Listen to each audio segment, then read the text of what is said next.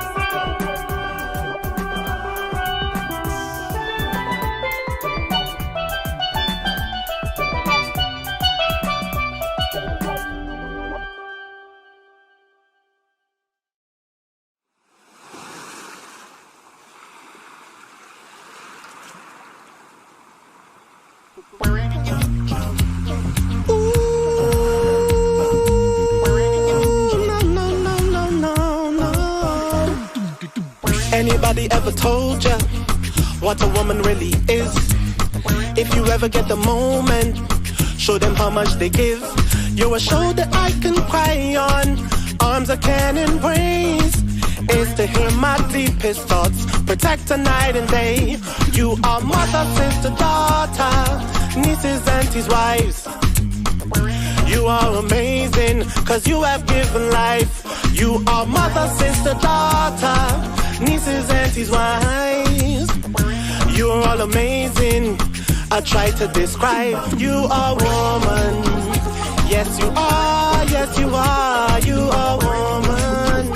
Yes, you are, yes, you are, you are woman. Yes, you are, yes, you are, you are woman. Yes, you are, yes, you are. You have birthed the nations, a nurturer you are. You bless us with your wisdom, and you tended every scar. You have found me broken, you have shown me light. You ignited all my passions, and loved me through the night. You are mother, sister, daughter, nieces, aunties, wives. You are all amazing, cause you have given life. You are mother, sister, daughter, nieces, aunties, wives. You are all amazing. I try to describe, you are woman.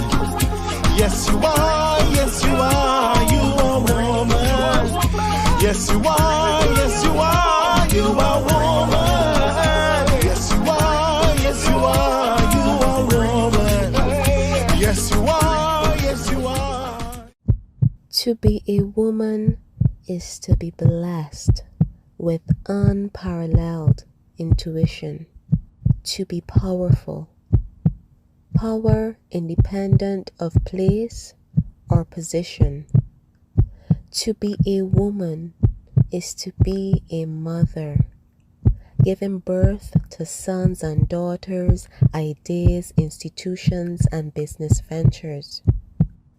To be a woman is to be the current inspiration, the future aspiration of a young lady, of a little girl. You're a masterpiece of harmony, a melody of life. You're a gem, a diamond flower in spring, you're one of a kind. You're a masterpiece of harmony, a melody of life.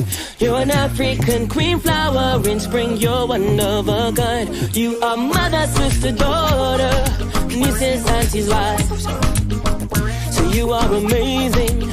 I try to describe, you are woman. Yes, you are, yes, you are, you are woman. Yes, you are, yes, you are, you are woman. Yes, you are, yes, you are, you are woman. You are woman.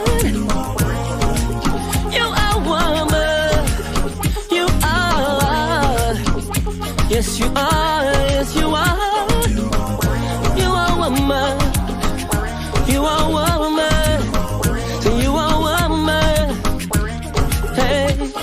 And when obstacles manifest as natural, you are born for this.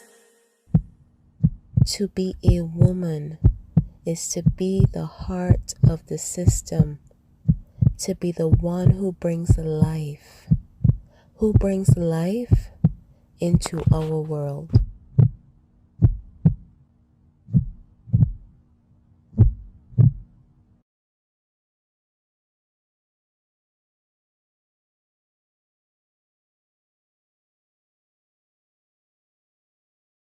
Never thought of falling in love again. No, never.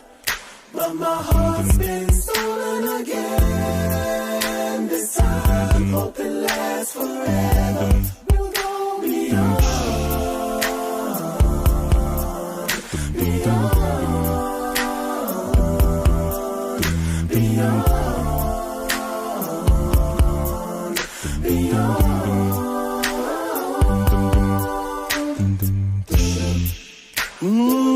It's been a while now since love's been in this place. You see, many have tried, but no one could take your place, girl. Why you so beautiful? I see the future in your face, baby. Never in a million years I thought that you'd be mine, girl. That you'd be mine, girl. Never thought I would fall.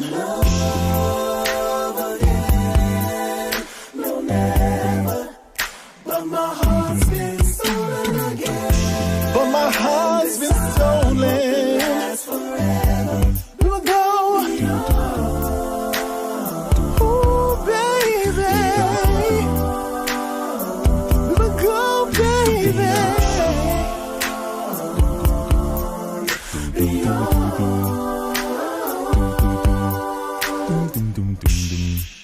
We keep going and growing, girl. The best thing is knowing, girl. Cause when we KISSING, all I can say is OMG. My love in my life, you make all things right, baby. I trust you, girl, with my life. I don't want nobody but you. I'ma put my ring on you. Never thought I no, never. Ooh, baby. Again. This time, hope it lasts forever. We'll go beyond. We will go so far. Beyond. Beyond.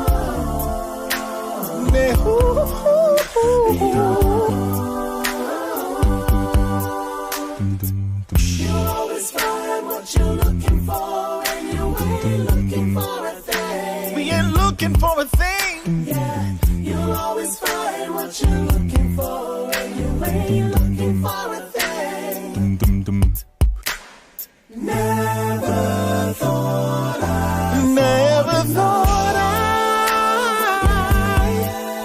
No, never. Ooh, baby. Been stolen again. This time, hope it lasts forever. You hope, baby. I hope it lasts forever, girl. I hope it lasts forever, girl. Hey, hey, hey, hey. You will go, baby. You will go, baby. Ooh, you will go, baby.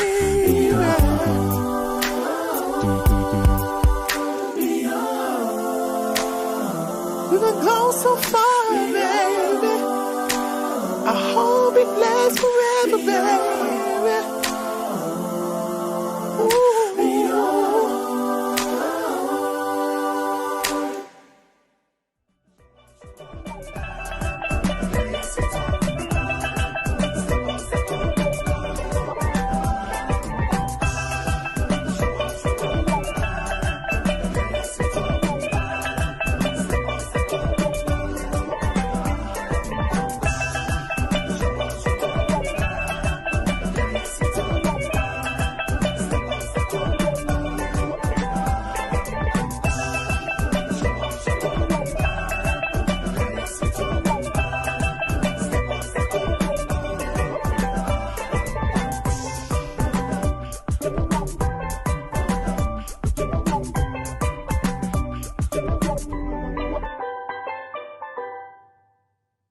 Warning. What you are about to hear goes against traditional romantic counsel expressed by friends, family, and Instagram memes and quotes. Open-mindedness is advised.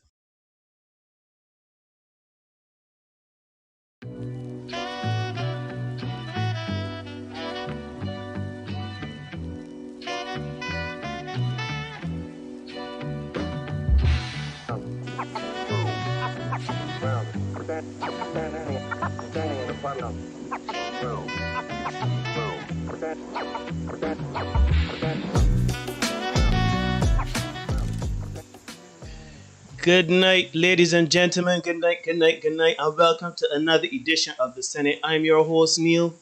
He is your host, Derek, and together we are your senators for this evening. How are you doing? My mic come up.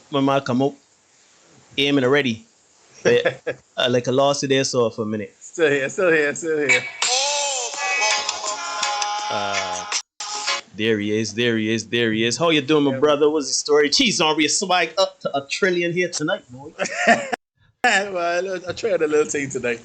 See what we can get. I didn't manage, but I decided not to cut the hair today. Mm-hmm. So I decided to kind of distract a little bit with the other stuff. Okay. Jennifer saying good night. She just passing through. Good night, Jennifer. Hope you're doing good well. To see you. Yeah, man. Good to see you. Hope everything is well. Yes, people, ladies and gentlemen, boys and girls, we are here. Derek We had the Yes, sir. We had obviously the brilliant music by your acapella group G-Syndicate, the best acapella group in the Western Hemisphere. So let everybody know where, how, why, when, how, everything G-Syndicate. Let us know what's going on there. Yes, G-Syndicate. You can find us at gsyndicate6.com. You can also find us online on social media platforms, Facebook, Instagram, Twitter, YouTube, G-Syndicate6 as well. So yeah, man, that's everything. Shout out the guys, Kiamal, Wade, Mark, Brett, and Antonio. Those are the guys that make up G-Syndicate. We've got a little work to do this weekend. Sweet. Coming up. So we're grateful for that. Sweet. So yeah, man, it's good stuff all around. The new curfew has kind of got us a little bit on a restriction. Yes. We would normally rehearse on Sundays. We rehearse on Mondays and Wednesdays as well. But due to that new time, rehearsing is now problematic. Well, non-existent. So we're getting a little break whether we wanted to get it or not. But yeah, man, we right in with it. We cool, man. We good. Yeah, press on. All right. So everybody, you know the deal, you know the drill. Like, comment, subscribe. Let us know how you feel about the content we're pushing out, hard or soft. A lot of you have been tuning in to the Senate Shorts. You all seem to really be liking that content. We really appreciate it. So, you know, if you like what we're doing, subscribing will kill you. Hit the notification bell. Never miss any notifications or when we go live or when we put up a new video. Tomorrow is no different. We're putting up another Senate Short. But yeah, you know, dislike if you want to tell your friends, share. That's the most important thing. Out of all this engagement, we want a subscription and we want you to share with your friends. Bring some friends, man. For sure. Anyhow, we see Tamiko in the crank. Good night, Tamiko. Hope everything is well. So, ladies and gentlemen, boys and girls, as you know, every Tuesdays and Thursdays we come to you live. And before then, Derek, we usually post something on his social media platform or, you know, the Senate Facebook social media page. Follow us on Facebook as well. The Senate podcast. And this is no exception. Derek has put up some very interesting, a very interesting set of questions today under the topic. You all saw the graphic early on, the Heaux Phase. So, Derek, my brother, let us get into it. Yes, sir. Let's get into it. The questions for the night. Should a person's body count matter? If so, why? Should everybody experience the infamous Heaux Phase? And can this phase be forgiven? Right? We touched on this a little bit earlier, a couple of weeks, months ago. Very early on in the juggling. Very, very early on in juggling. We touched on this topic, and that was when it gave us the very famous line that a woman has agency over her parts. Oh, yes, sir. I have to say I love that line. And I agree wholeheartedly. A woman does have agency over her parts. Yep. You know, Neil, before we get into the monologuing, let me put on a little graphic here, just something to stoke the fire, entertain people, and let them know what it is we're looking at tonight. So, for those of you wondering, Amber Rose has... You on screen? You're probably familiar with Amber Rose. She was dating Kanye with Khalifa, I think, 21 Savage. She has returned to the streets and she's proud of it. She says, "Then you can finally breathe the air of whole life again." Right? And when you look down to the bottom, we see Brittany, bundle of Brittany, that's Brittany Renner. She's saying, "Welcome back." Oh my God! She belongs to the streets. Yes, sir. Welcome. And I find that so appropriate. I have to say, Neil, I find that Brittany is like she's putting LeBron on us, you know. You said it earlier, right? But I really interested to see how you could try. Yeah, she's putting LeBron. How you could tell LeBron? Yeah, you know, I am. For those of you who don't know, guys, I am a designated professional LeBron hater. He is the LeBron hater. He is the LeBron hater. He's not a LeBron. Barbados, I am the man, right? Shout out my guy Antisocial in the house. Yeah, shout out to Victoria as well. Victoria in the house as well. And Tamiko, I think we showed you earlier, but good night to you again. So Brittany, I think, is like LeBron James. Remember when LeBron James left Cleveland and he took his talents to South Beach, and they were burning him, his image in effigy, and they were burning the jersey in the streets, and people say like, down with LeBron, down with LeBron. And I was there cheering it on, it was cool with it. And he went to Miami and he embraced the villain role, right? The challenge here is that Brittany is kind of like taking that LeBron villain role to like the nth power. So, he had the mask wearing and all that stuff. Brittany does not care. She is out there. She already knows She belongs to the streets. and she is good with that. She is leaning in. She is leaning into that villain role, and she's there. And she's welcomed her girl Amber Rose back to the streets. The interesting thing is Kevin Hunt, the host. Yeah, shout out Kevin, man. We're getting on. Shout out Steve as well. Stephen Wu. Yeah. The interesting thing about that particular dynamic, Neil, is that Amber is Brittany version 1. Right? And I guess she was a mentor for Brittany. A mentor. I know Brittany's, she's welcome. I didn't know how it had had a mentorship program. Apparently, yes. Right? And she is now welcoming her back to the streets with arms wide open. And she is all about that whole life. So, yeah. We're going to look at a couple of things, Neil, because when this first came out, I think it came out indirectly. I can't even recall. And people, we got about agency over parts and stuff like that. It shouldn't matter. This is 2021, and people still, I can't believe that we still concerned with stuff like this. And I know that in an attempt to be progressive, I had a tutor when I was at Erdison. Teacher Training College, show Maxine Moore, for the teachers in the house. And she used to always make this statement: you cannot throw the baby with the bath water, right? Meaning that as you change, as you modify, as you evolve, as you get more and more knowledge, you get more and more information, and you adapt and adopt to suit and assimilate that information, you cannot completely disregard the real core principles and fundamentals of the stuff that would have brought you to where you are. So we want to say here, you can't throw the baby with the bath water, because I know in 2021, everybody woke. They got old men like me, got a little bit seasoning in the, a little salt and pepper in the beard. And they say, oh, you shouldn't be doing these things and you shouldn't be doing that. I get it. You know, a little bit more traditional, a little bit more old school. Well, something is. And we are now in this new progressive age, right?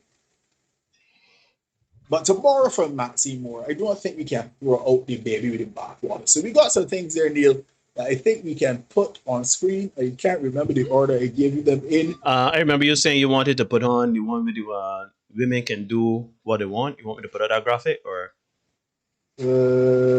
No, let's not put that up yet.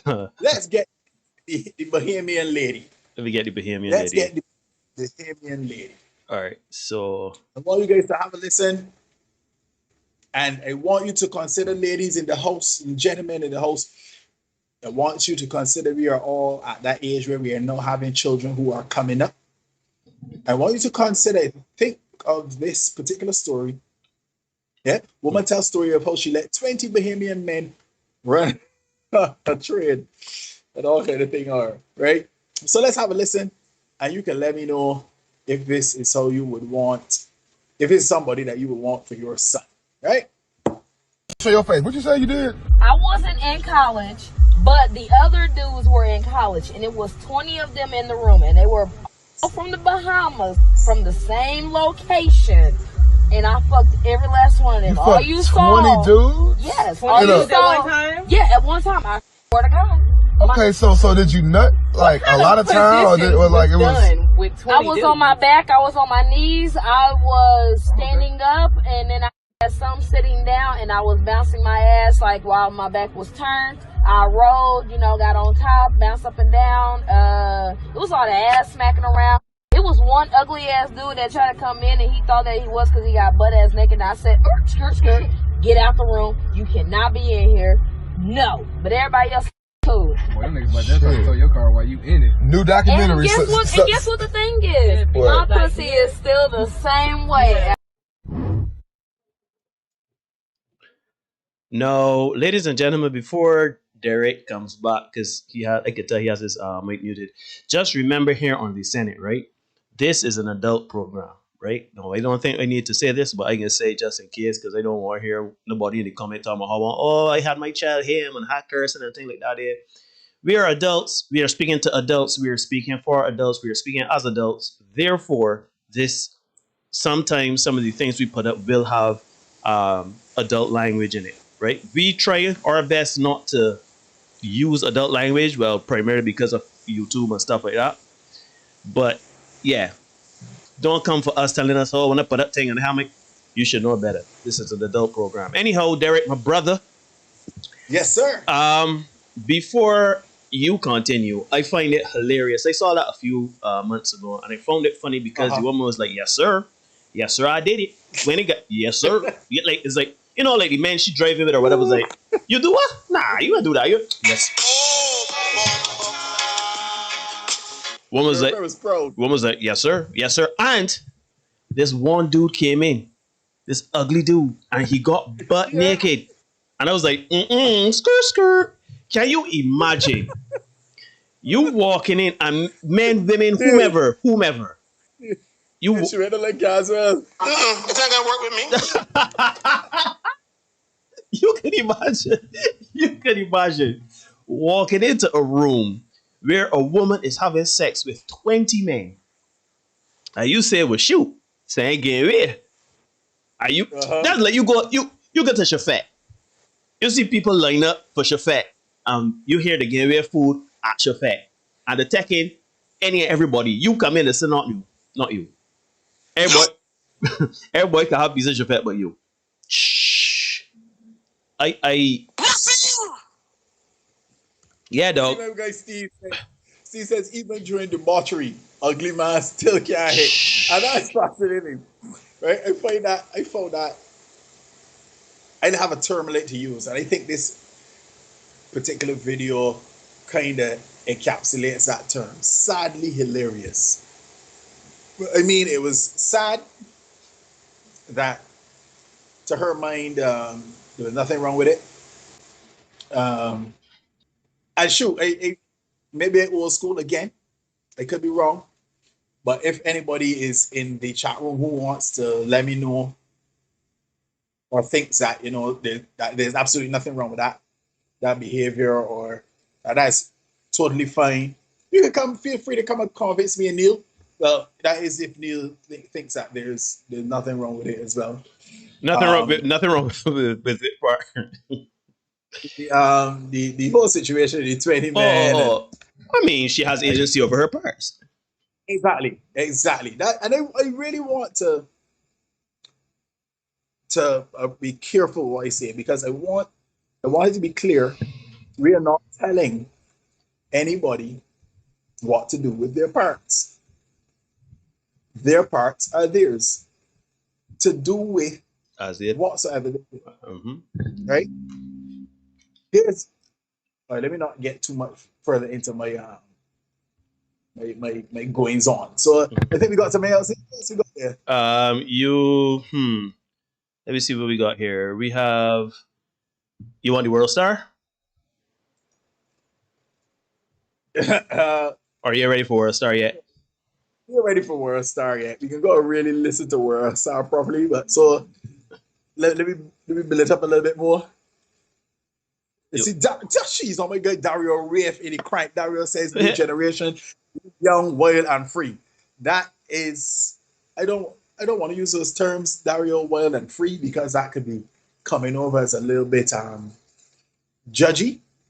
And I never want it to be said here that Neil and I are on our porch, sitting in our rocking chair and waving our stick, get off my lawn at the young people. So I don't want to use those terms, right? Just know when you play country praises. Hey, play country games, get country praises. You want to stand up? Stand up, stand up, stand up. Well, not the stand up. You want that one? The reason? Too many experiences. I didn't watch. Remember, I don't watch these. So is one with the guy on stage? Let me see it. Or you could send me which one to put up. You could. But yeah, ladies and gentlemen, while we get everything sorted out for the next piece of content to put up, you can like, comment, subscribe. You can share. Hit the notification bell. Take a minute to just show us some love if you like the content. If you don't like the content, well, the engagement is still good. But if you do like the content, subscribe, share, and let me get the community growing. So now, there you tell me which one you want me to put on, or I can't hear you. You're muted. Yeah, the guy on stage, we could run him. All right, no problem. Let's run him and all right, let me get him. We get he on the platform. Let me put him here in the middle. Alrighty-o. All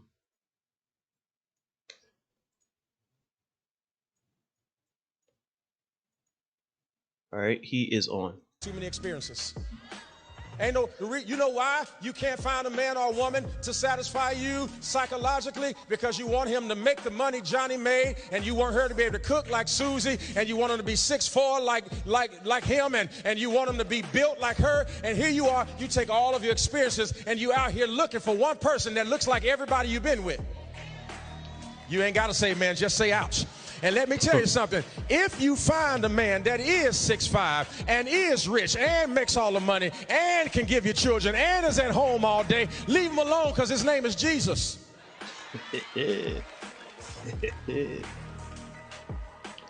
Either you're going to get this or you're going to get that. You're never going to get anybody who's everything you've ever had.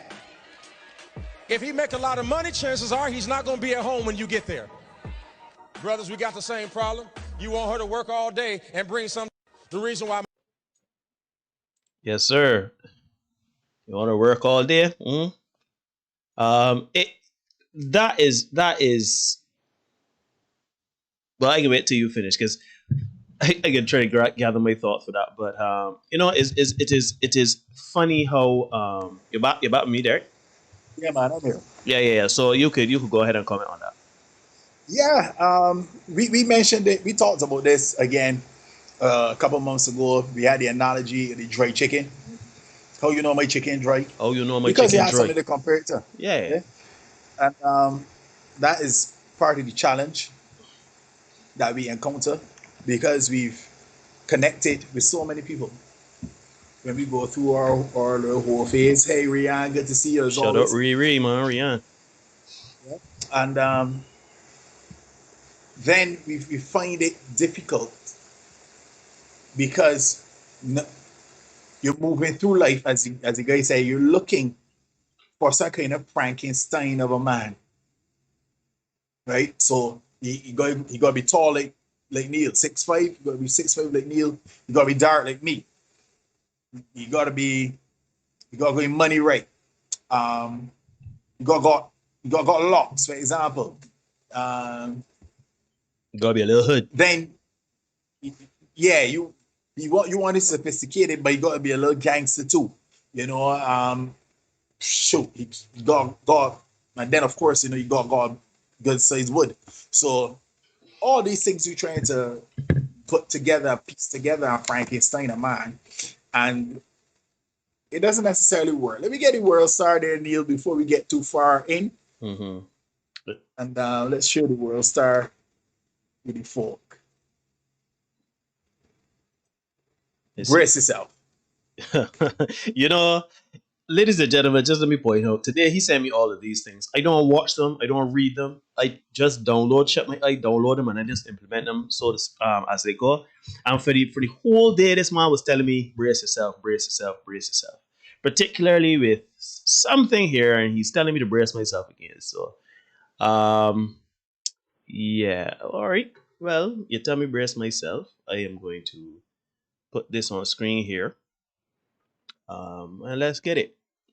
Message to a person that I want to hook up with is, yo, DTF.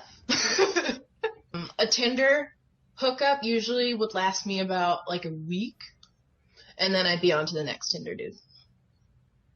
Okay, so how much dudes like would you say like in a week that you hook up with?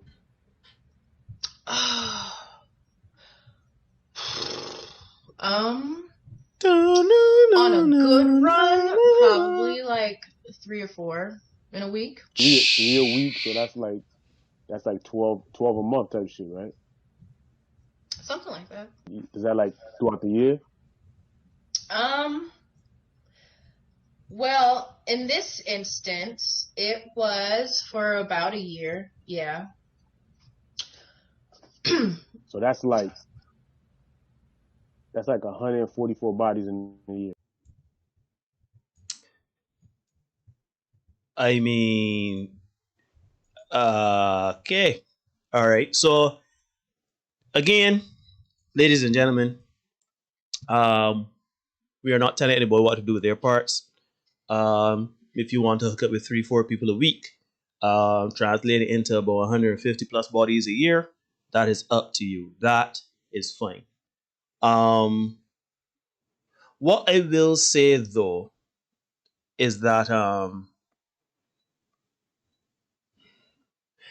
to what end, right? Because I spoke in a previous video where sex is something that you can't do anything with it once you've had it, right? Once you've done the act, other than bragging rights or that temporary feeling after the act is done, what do you get from it, right? You can't put it on the bank, you can't put it above your mantle place, you can't put it in you can't put it on Beijing Marketplace on Facebook to sell. You can't do anything with it. Once you've had the work, once you've had the loving, once you've had the sex, you can't do anything with it. So to me, I would question again.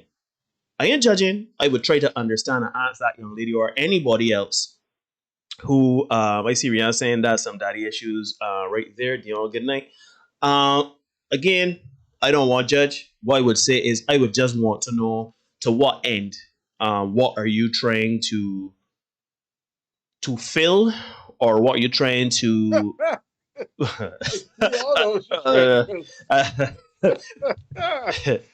are well aware. I didn't mean it. I didn't mean it. I didn't mean the viscous innards, the sugar walls. I didn't mean that. I meant I would want to try to understand to what end, because 3 to 4 different people a week. I don't know. Well, Derek and I, we both believe, and I think most people believe that sex is something that is a pair bonding. You bond during it. The more people you call it, soul ties, pair bonding, whatever you want to call it, you're exchanging more than just the physical, more than just fluids, more than just your bodies. You're sharing a metaphysical part of your being. And it's strange to me that for a year, I mean, again, sure, 3-4 in a week, a one-off week, or you get over. I don't know, but for a year though, at some point you got to ask yourself, what you do like. But again, I'm not judging. I'm trying hard not to judge, because at the end of the day, it's about solutions. So I would want to ask that young lady, like, to what end is she doing that? Like obviously she's not about monogamy, and that's fine. She's not about anything committed or serious. I would be wondering to what end is it? Is something that she just sees a guy or a set of guys or whatever, and just likes the thrill of going out there and choosing someone and seeing how that sex turns out. I don't know, because what I've come to learn, especially this year, is that not everybody views sex or values sex as I do. In that there are some men and women that don't see, it's just saying to do, if you understand me. You're bored, you know, we make a game. Yeah, and busy, ain't got nothing to do. You know what I mean? You could easily get a fix here and there. So I don't know, like, for some people, it may be a sport. For her, it may be I just trying to experience as many men as possible. I look good. I want to hone my skills. I want to see if I can really get and please any man, make any man orgasm. For her, it may be a task based thing more so than I don't know. I just say that's not something I would do. But she has agency over her parts, and I hope that at the end of it, she is whole and fulfilled, having had that period in her life, and she came out healthy and fulfilled in some point. But to me, it's wild that you would,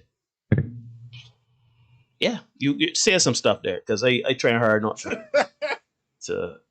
Yeah, let me show Dion. Dion has entered as Aston. Big up to Aston, two of shout out them. Aston.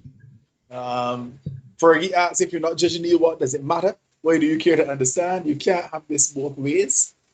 Rianne says she has issues, real talk, victim of abuse, no father around, toxic mom, so many reasons. But hold on a minute. Steve says, Go ahead. filling a hole to fill a void. Dario also says, jobs ask for experienced people. So that is also another way to look at it. I want to talk to Fergie. You're saying, if you're not judging Neil, what does it matter? Why do you care to understand? I care to understand because I'm curious. It's not because I want to know, does not necessarily mean I want to cast judgment. I just want, it's not something I can do first and foremost, right? I don't think she's a bad person. I don't know her. You understand what I mean?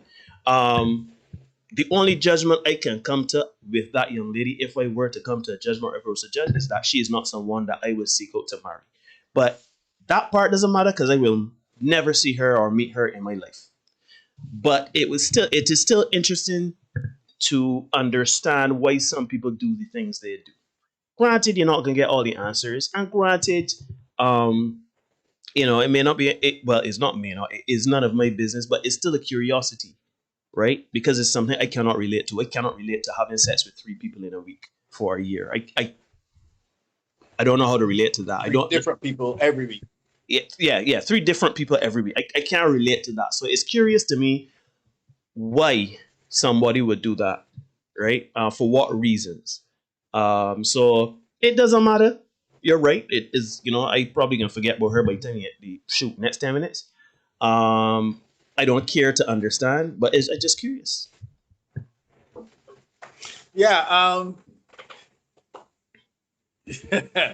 Yeah. Interesting stuff. The real thing is what next for her? Because, and I asked that with the understanding that invariably most people have had some kind of Heaux phase that they've been through.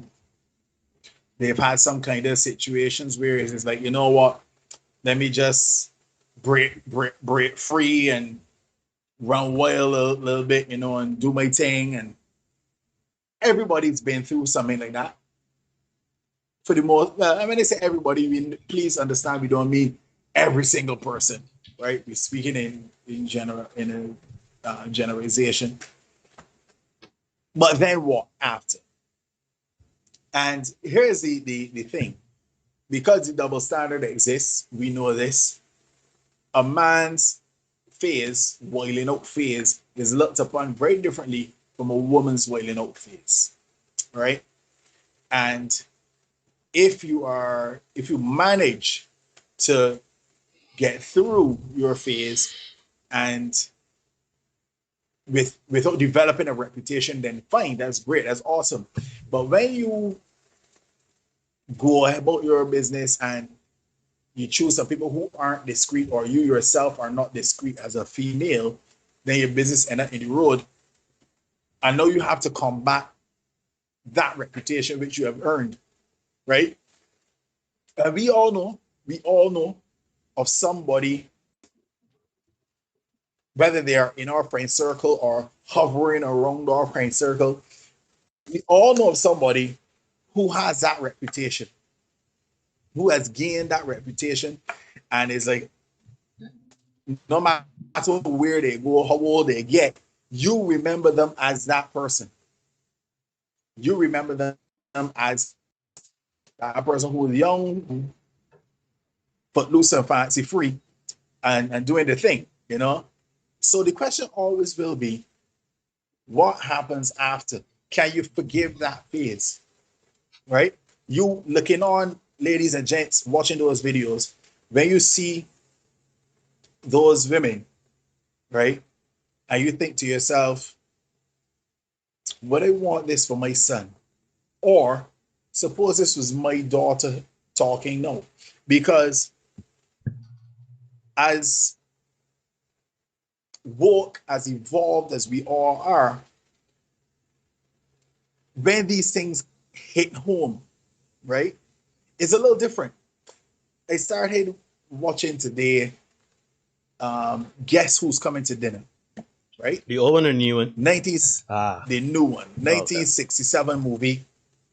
Sidney Poitier, Spencer Tracy, Catherine Hepburn, right? The old one, the classic. The classic 1967 version. Spencer Tracy is an old white dude. Catherine Hepburn, an old white lady.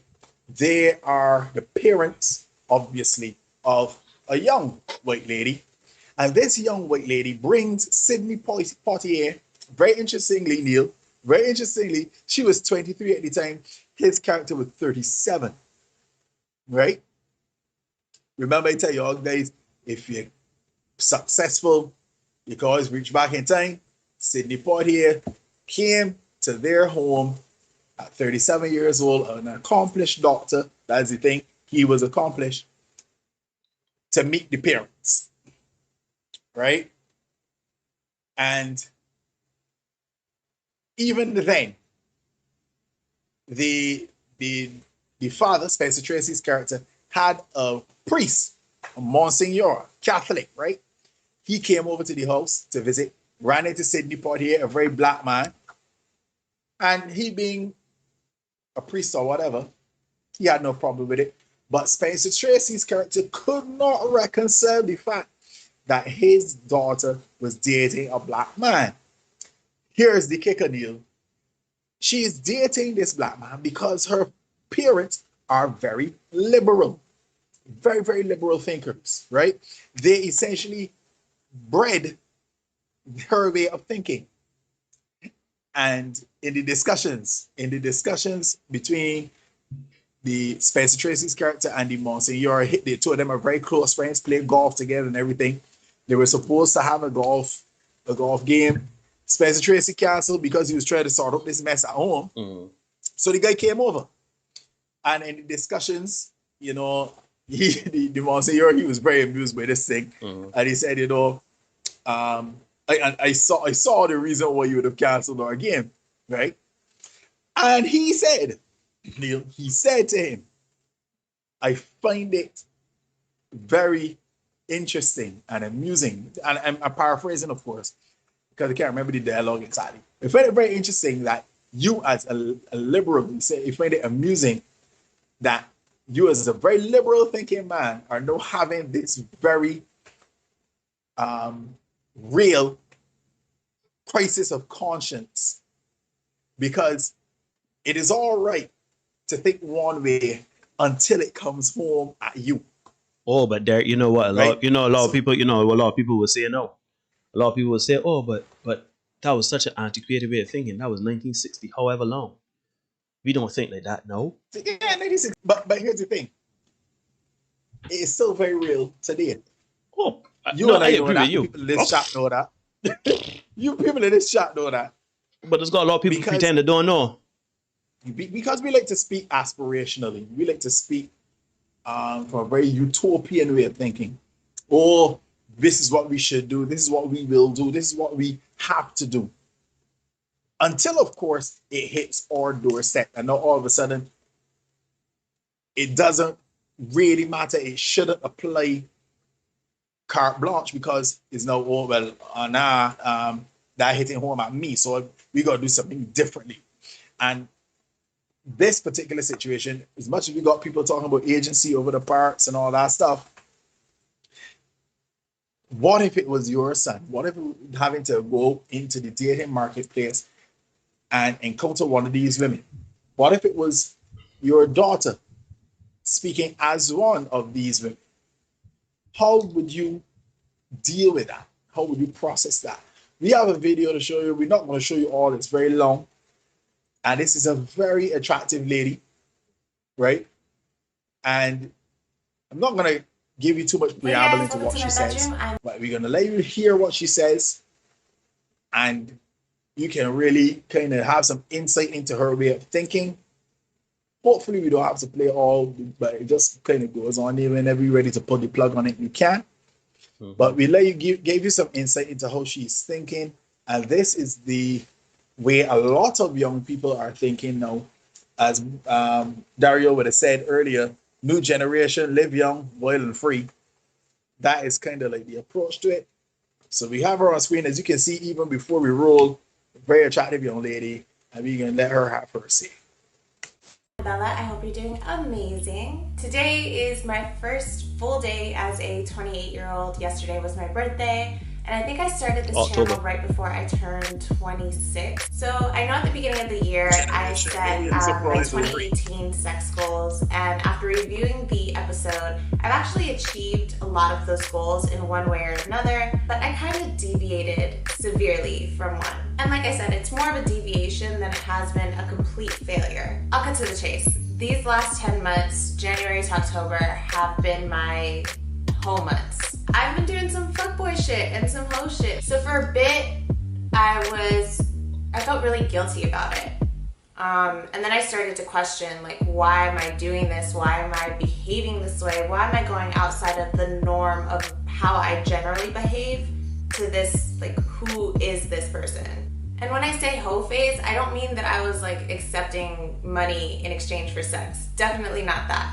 But, you know, like, I've been having a good amount of sex and quite a few partners, more than I think I'd had up until this point. Most, if not all, I've had sex with previously or I've known for a really long period of time. The one instance where it felt like it was going to be a one-night stand, and that would have been my first one-night stand, actually turned out to be more of like a continuing tryst. So why am I sharing this? I already know in my comments there's going to be all kinds of like finger pointers and Bible thumpers, but like, you know what, fuck it, this is my reality. And I think at a certain point with this channel, I've kind of deviated from what I initially wanted it to be, which was very raw and real and point blank, to trying to be, you know, educational and very heavily spiritual. And while that is very much who I am, I think I need to go back to that middle ground. This is my middle ground. I personally attribute my hoe phase to a couple of different factors. Without dragging this on too long, let's get into those. Just keep in mind that everybody deals with things differently, and everybody has a hoe phase or doesn't have a hoe phase for their own individual reasons. These are my reasons. This is what happened. So first, I never had one. Most people have a hoe phase or some semblance of that when they're in college. I had a boyfriend. Honestly, for like the last 9-10 years, I've been in some state of perpetual relationship. And even to my situations that weren't fully monogamous, I operate more on a monogamous level. So, you know, even though there were open relationships, I generally stuck to my one partner. So yeah, I never had one. My second reason is a lot more real and maybe a lot more relatable to other people, but I was mad depressed. 27 was a pretty difficult year for me. I was severely depressed. My relationship ending the month after my birthday was, you know, like actually took a lot more of a toll on me than I think I wanted to admit. I wanted to come off as very strong and just move on and keep it pushing. And months later, I realized, fuck, like I'm not happy. So, typical coping mechanism for people trying to avoid their depression is, you know, spending time with other people, distracting themselves with other people, and that's kind of what I was doing. And honestly, it wasn't the hoe shit that made me realize that I was depressed. It was when that depression started to spill into other aspects of my life, like keeping my room clean, going to the gym. I started getting like kind of chunky. My plants were dying, and you guys know I love my plant babies. Not filming the episode, like I didn't feel inspired. It really wasn't until all those things started to happen that I was able to, one, focus on those things, and once I got that kind of situated, step back and be like, okay, what's actually the root of the problem here? Like, what's going on? Even though I really, really liked it. So my third reason, I really like sex.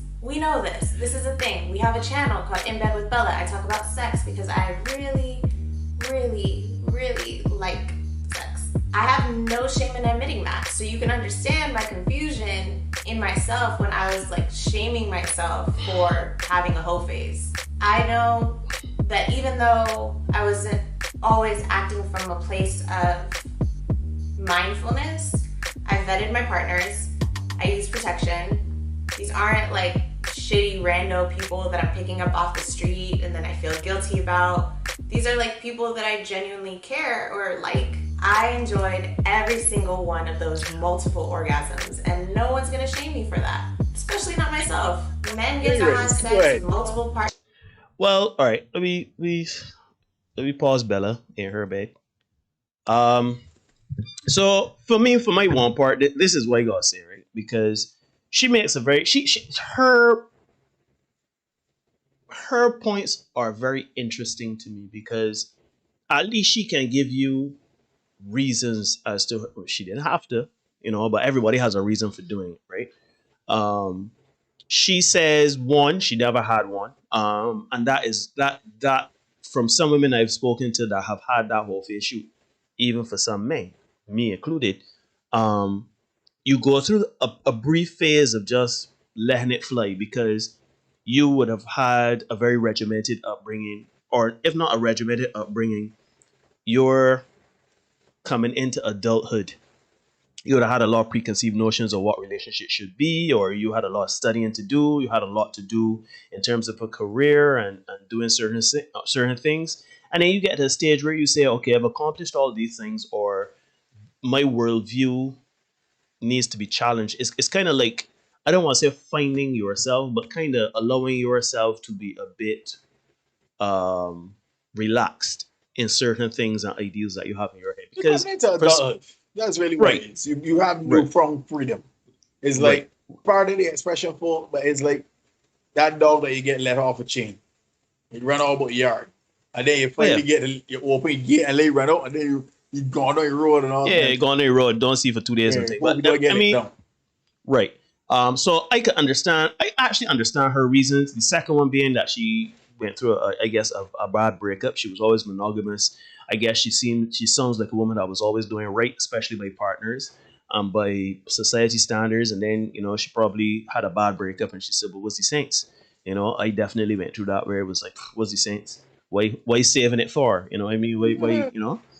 And then her third reason. What was her third reason? The channel name Bella in Bed or whatever. That's what she speak about. She likes sex. Mm-hmm. And I want you all to notice that even though she had a whole phase, it was still with people she knew already and people by and large that it wasn't wild. Yeah, it wasn't wild, right? Dion saying I don't have a problem with her video either because that's why I say with the young lady that had how much ever men in a week, 3-4 people in a week, it makes you for a year. I'm curious as to figure out why. The easiest thing is to say she got daddy issues or whatever. But it could be more. It can even be that. It could be you simply doing all the right things all the time in your life. You're getting great grades. You're making the promotion. You're making your deadlines. You're doing this. You're doing that. You're doing the third. You're doing the fourth. You're catering to your partner. You're doing all of these things, and then you feel as though you have been following the rules and you've been screwed over. Whether the promotion didn't come through, whether you lost your job, whether your partner leaves you, you feel as though, well, why am I following the rules? And you need a moment to not follow the rules to kind of understand what you're doing, especially at a young age. I find that happens when you're really young. When you're really young and you've always had coming out from teenage years into young adulthood, you always following the rules, and then you realize, like it ain't getting so there's not like I had all these rules and they following all these rules, and that like ain't what life is about. So it's kind of like a little like who cares? Like you go through a moment of why not? You know what I'm saying? Me, and then she's rarely saying that she kind of caught back herself, reeled herself back in. So that's why I say I'm not being judgmental necessarily of the whole phase. But you got kind of understand like how that young lady Bella is saying she had her whole phase, but it was almost like even though it was not controlled, it still had a measure of control. She vetted her partners. She knew the partners from before. Well, I guess she had some semblance of friendship with them or knew them on some level before she would have engaged them in sexual activity. She said she had a one-night stand, but even that turned out to be something that happened over and over and over. So I assume she met that person, had sex with them relatively quickly, and kept going back over and over and over. So to me, it sounds like she went through a phase of transitioning from the ideological utopian view of the world and relationships and how it works and realizing that's not it. And she kind of had to go through that to say, what, rebel. I don't necessarily have a problem with the whole phase. I think what is important is coming out of the whole phase, and how wild that phase is. Like the woman with the 20 Bahamian men running a train on her. Now that is different. And I know some people can walk come and say, so what's the difference of having 20 men? Like 20 men. Suppose Bella had 20 men too. What's the difference between she and the other woman? If I got to spell out the difference between a woman having sex with 20 people over a period of time versus having sex with them 20 men the same time, I can't help you. I can't help you. But it is important to understand, and I'm glad that she did it, because what I got from it there is that she, even though she did a bit of effort, I can do what I got, I ain't care, throw caution to the wind to a certain degree. She still had a measure of control, one, and two, she understood. She was self-reflective, introspective, and still understood, whether it be before, during, or after, immediately after, she understood what and why she did it. Because you learn about yourself when you do certain things, right?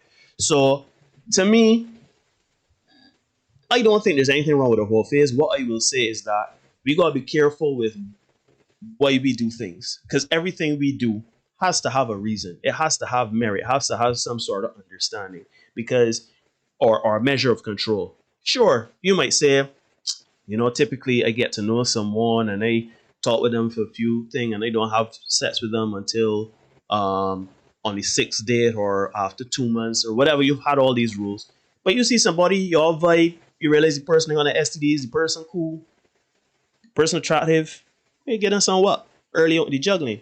There is nothing wrong with that, but you gotta understand why, because you gotta realize how the relationships go, the experiences go, and then you gotta realize, what am I doing? Why am I doing what I'm doing? Because when you're just doing things because of doing things and you're not critically analyzing what and why you're doing the things you're doing, then you're gonna have some measure of unhappiness, because your chickens will come home to roost. Your country games will start to be open. So it's very interesting how we have three women spoke about it. Woman had 20 men one time. Another woman had over 150 partners over a year, and another one had a very short period of sex with partners. She didn't specify the amount, but she was very controlled in how she vetted the people and everything. So it's very interesting to me. All right, let me just give a little bit of pushback. I got one major issue with her video, and that is that she did it right. Because if we had gone further on in the video, but I don't know how far you guys got, because again, I'm behind y'all. Mm-hmm. When she said that she is now looking for a serious relationship and stuff, mm-hmm.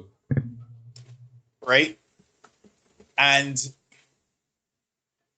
you put that out there for public consumption, that you've been through this whole phase. And I keep saying all the time, Rasta men do not want pork chops. right? And whether we want to acknowledge it or not, men generally do not want to know that their women have been around.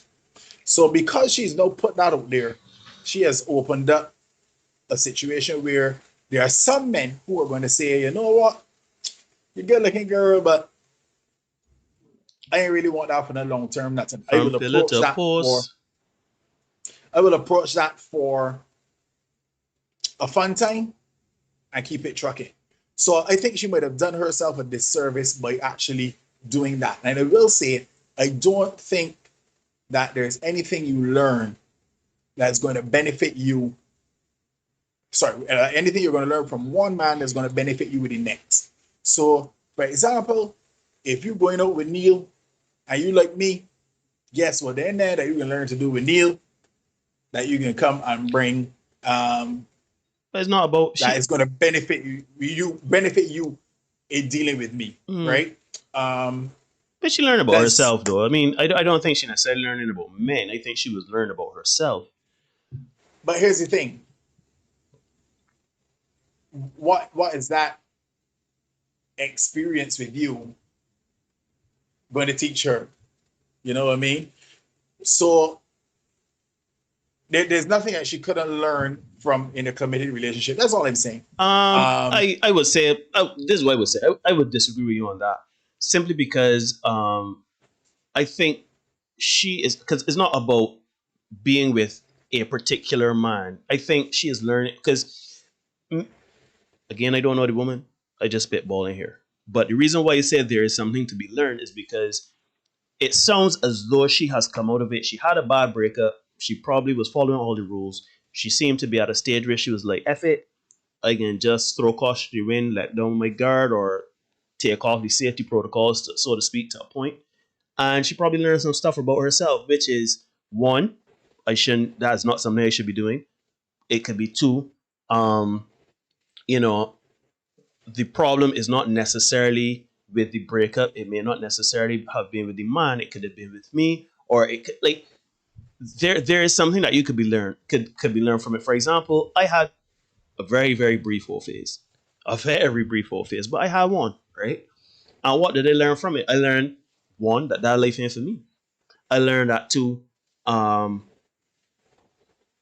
sex is a very, very powerful endeavor and exercise, and it is not as trivial as a lot of people make it out to be. I learned that exactly. Yeah, but I went. So when you go through that, and now you go and you put yourself in a situation where you bond with somebody, and you move on to the next, because you're in a phase, you're just doing your thing. You move on to the next. Now it's a case where, again, you're trying to Frankenstein a man. You're trying to Frankenstein a partner, because this chick still wants a serious relationship by her own admission. Yeah. Right? So as much as she's learned stuff about herself, and here's the thing. I have a very good friend who watches this podcast sometimes. I will not put her on blast, but she's a woman that told me one time, my Derek, man, I was real sorry that I gave you a little action, because you only capped my account for nothing, because it wasn't worth it. You know what I mean? It wasn't, the experience wasn't worth it. It was, so you run the risk of kind of putting yourself out there and getting some experiences that you wish you could take back sometimes. Everybody got one of them. But you see, that is like, why did I do that? But you see, I agree with you there. I agree. That's why I say, even though you're throwing caution to the wind and you're saying F it, you still should have a measure of control. Because everybody that it should be, walking up the street. On that we agree, because everybody that should, like, don't worry. I mean, even when I went through my phase, right? I didn't have any one night stands in the true sense of the word, where I just met a stranger and did those things.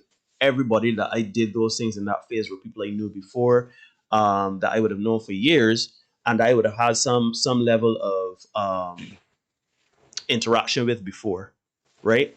So to that end, I would say, the woman having sex with 20 men, the woman that has sex for a year with over 150 people, that to me is you don't know those people. You don't know what you're getting yourself into. You ain't got the time to be like, oh, so do you have any STDs? What are your, you know what I mean? Like to get in there to understand their energy and stuff like that. So yeah, because girlfriend message first message is DTF, which I discovered the other day is down to F. oh no, So you're like, I didn't know that. I could have figured that out if you you know what I mean? if your run rates are high in a year. But yeah, so in my opinion, man, I think that there is something you could be learning in a country. It's like especially when you're young. I ain't talking about. I'm not fact. You could be discovering yourself at any age, right? First things, let me say that. But here's the thing, Neil. There's so many people that go into that. They have a phase, and then at 50, they're still having a phase. Ah, you know what I mean? No, we get it. And here's the next thing too, right? Here's the next thing that we really got to be mindful of. Women in particular, do not let your phase impact you long term if it's just a phase. By that I mean, our girl just now, she had a lot of controls in place. She said she always used condoms. She went with people that she knew, etc. Some of us don't do that. Some are just Dario said, live while you're free, and that's how we approach it. And then next thing you know, we end up with a gift that keeps on giving, or we end up with another human from the situation, but with somebody that we didn't really vet, and then you complaining, quarreling, oh, these men and this, these men and that. But you don't know that about the man. You don't vet the man. You just went along, you having a good time. So ladies in particular, men and women are not the same. The same rules do not apply. You know that song real controversial for me to say. It really is not though. But it really is not though. When you think about it, men and women are not the same. I have a very good friend who would tell you straight, or she used to tell her daughter, a man could walk away and say, not me. It wasn't there. Women, not so much. Right? You are left forever with the reminder of what happened. So you have to put the controls in place. I would be the last body on earth to tell people don't have sex. I would, not me. I ain't gonna do it. I would be the last person on earth. Not me. I ain't gonna do it. But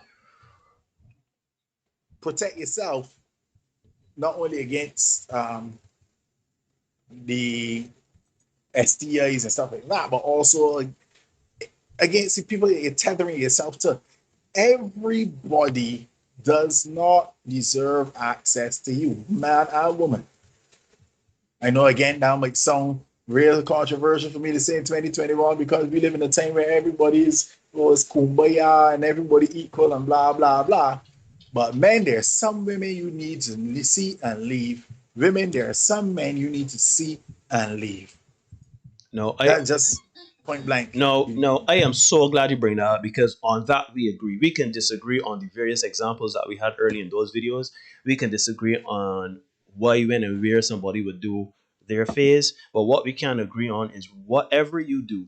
Because this is my thing, right? You may not know the reason why you do something, but you know it's something that you gotta figure out. You gotta know that you have to know that. You may not know all the answers though. You may not have a full understanding, but you know for sure you're in a space to have a monogamous relationship. And you just know that some of your rules and situations that you've put yourself in have been too rigid or kind of with rose-tinted glasses when it comes to certain things. You say, you know what? To hell with it. I don't want to be in the confines of a monogamous relationship and love and feelings and all that. I still want to go about and do what I gotta do. If I like a woman or like a man, I want to be able to do what I gotta do, right? But at some point, because regardless of what you do, you are accountable to your own self. As much as you got agency over your parts, you also have agency over the results. Ah, boy.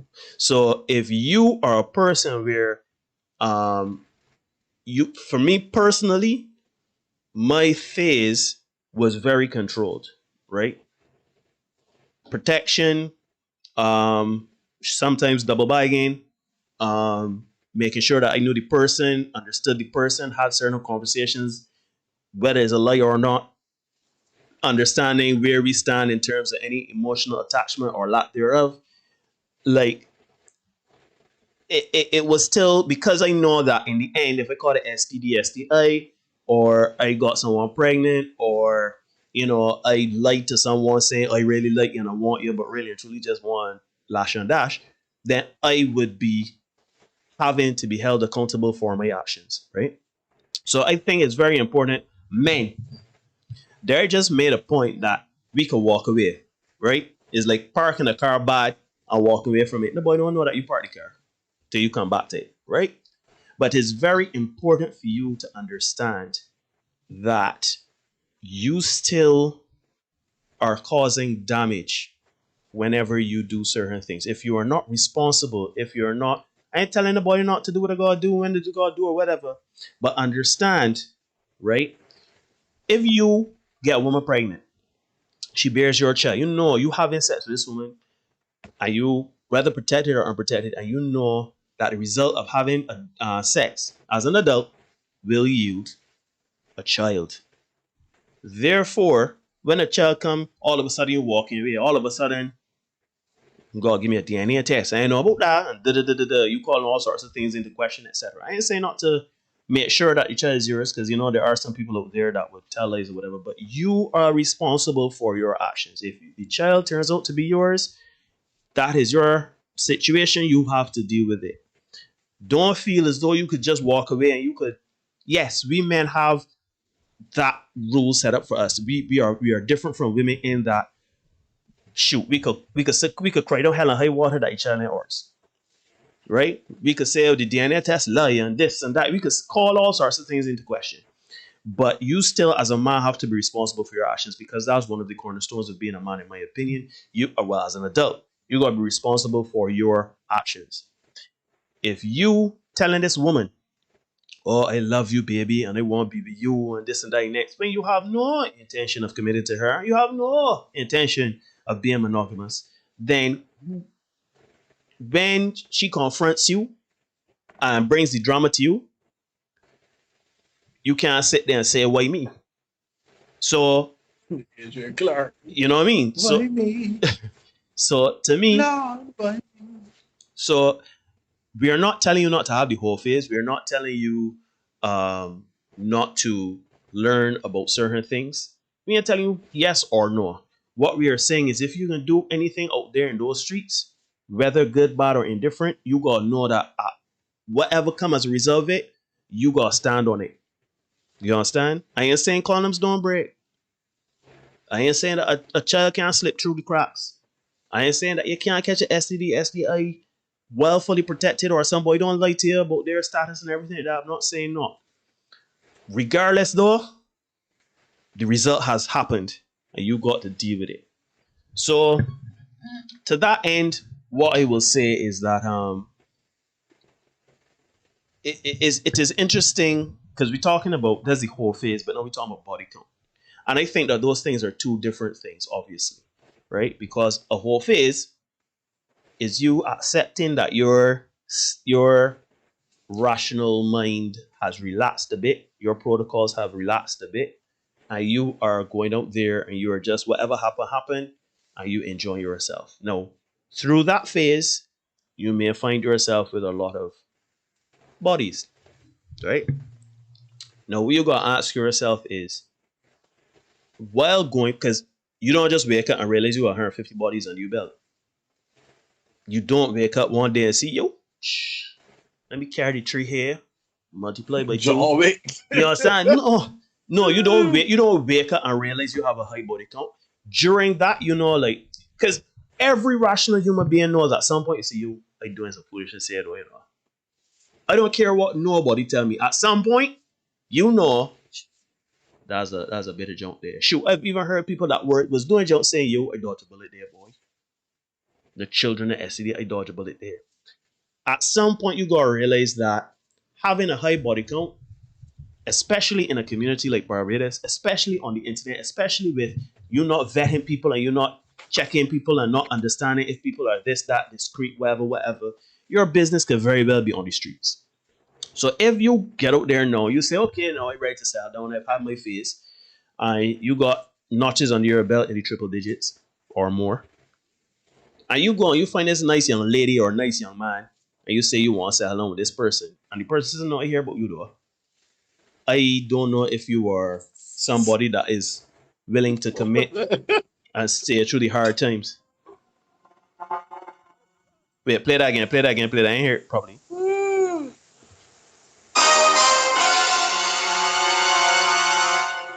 Right. So you have your bodies and everything like that. The person, because remember, ladies and gentlemen, boys and girls, we say every week, nobody don't owe you nothing, you know. Nobody owes you a thing.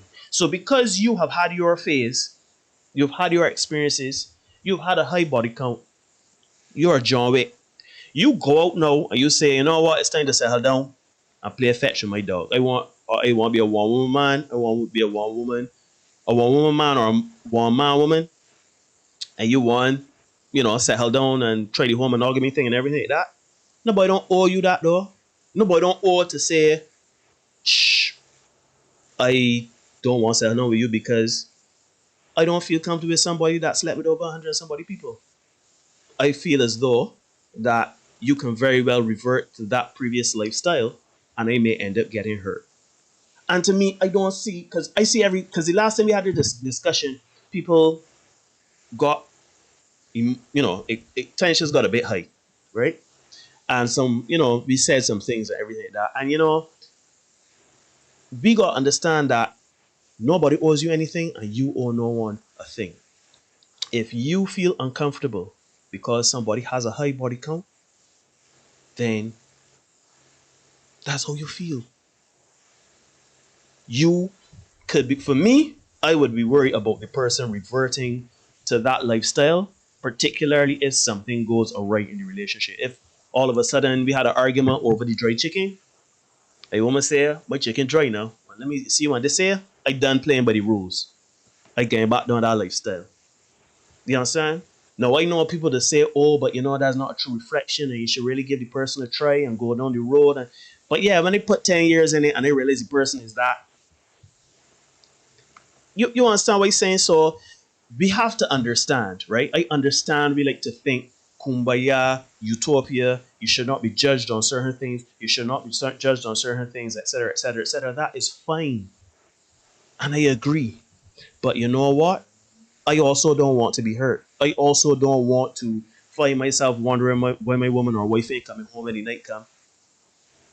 And, she decide to go back to that lifestyle. Especially if you have been a person that had your face, had your bodies, and ain't learned nothing from it. But that's the thing, Neil. What is there to learn? You know what I mean? What is there really to learn? There's a lot of things. There's a lot of things. I believe, again, not to cross, I believe there's something to learn in everything. That's what I was saying now. Go ahead. Lessons can be learned in everything. Yeah, but there's nothing that you're going to learn. There's nothing that I'm going to learn about Rianne that's going to help me in a relationship with Victoria or that is going to help me in a relationship with Dion. So it's just a matter of just racking up stuff. It is, but it's not, if you're not learning about the next woman or whatever, you learn about yourself. But here's the thing. For me, there's a school of thought that the most improvements you will do them on your own. When I was about a decade ago with the Melrose Thunder, we played some basketball, and when I was preparing for that season, the most improvements I did to my game were right before practice, before everybody else got there, or 10 o'clock at night on the court by myself. That was when I made the most improvement to my game. So you improve by working on it.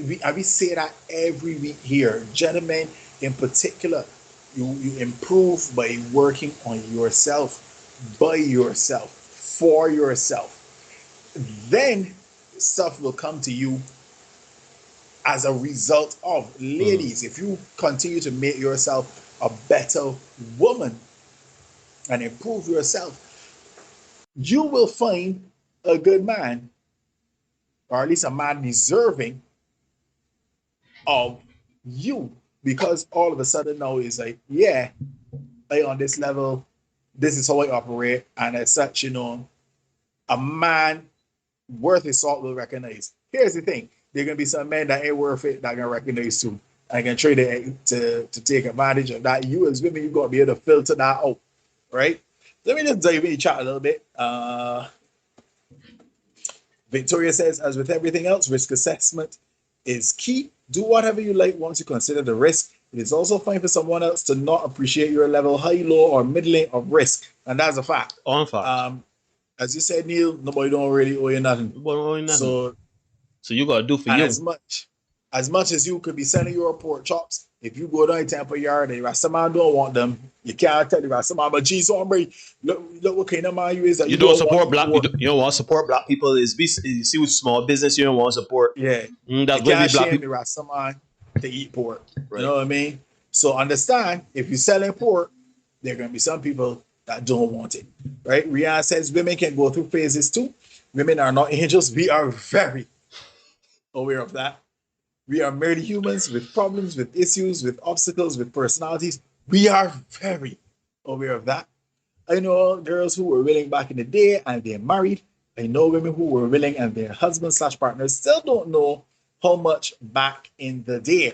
And that is very interesting. We're going to do on Thursday. We're going to go through a little bit more of this in terms of the whole phase and whoo, Lord of mercy. We can get to it on Thursday. Thursday, we're going to bring the screenshots. It's going to be interesting. Fergie says people can do whatever they want. Human beings have been given the gift of free will. However, there's wisdom in managing those horny feelings you have in your peak, which feels extremely hard to control. And while you have been given the gift of free will, folks, I want you to understand that everybody has been given that same gift. And again, if you're selling pork, and Rasta men turn up, the possibility of you getting a sale is very, very next low. to nothing. Right? So as much as you may say you got agency over your parts and you're free to do whatever you wish with them, understand there are people out there who are going to be consumers of your product. And let me use that analogy. I'm not calling anybody a product. I'm not calling anybody a thing. Just making a comparison and drawing an analogy that they're going to be consumers of the product which you are selling, offering, giving, whatever you want to call it, who will say, you know what? I don't want this product for X, Y, and Z reasons. I prefer that product over there. I won't use the car analogy again. I prefer that product over there that I think is more fitting my standards. I put it that way. But before you continue, I want to mention on Gregory's comment, right? Your comment, Greg, is so profound because I can use, I don't know how many people follow comic books, superheroes, anything like that, but Spider-Man was told by his Uncle Ben before he died, with great power comes great responsibility. There's a school of thought where everyone has free will. Everyone has free will.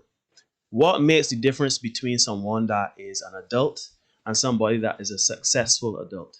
Discernment. Mastery of yourself, right? So as much as you're an adult and you can do whatever you want, Derek says agency of your parts, you can live life well and free. But do you have control over yourself to say, well, ain't every right that I could get on? Ain't everybody that I supposed to do this? Be discerning. Be discerning. Again, we're not telling people what they should and should not do in terms of body counts and having sex and stuff like that, but you have to have a measure of discernment, because if your situation turns out to be the worst and it prevents you from gaining access to certain things further down the road, or it harms you in a way where it limits you and gives you fear and makes you think about your mortality, then that is on you. Yes, other people may have to shoulder the blame, but you know what? You were a consenting adult and you made decisions. So, Greg, I completely agree with you there. Yeah, you have to remember. You also have to live with the results of your actions, right? And as you said discernment, but I also want to add discipline. We talk about it on the discipline. Yes, discipline. Yes. Right. Ladies, you need some P discipline as well. Yep. Again, Discipline. then everybody that need to be running up inside of you, and there's certainly ain't everybody that deserves for you to honor them with the gift of your child. Shoot, right? The gift of just going inside you. Everybody don't deserve. Because let me tell you something, right? Sorry, Derek, just but keep it together. For me, let me tell you something. See,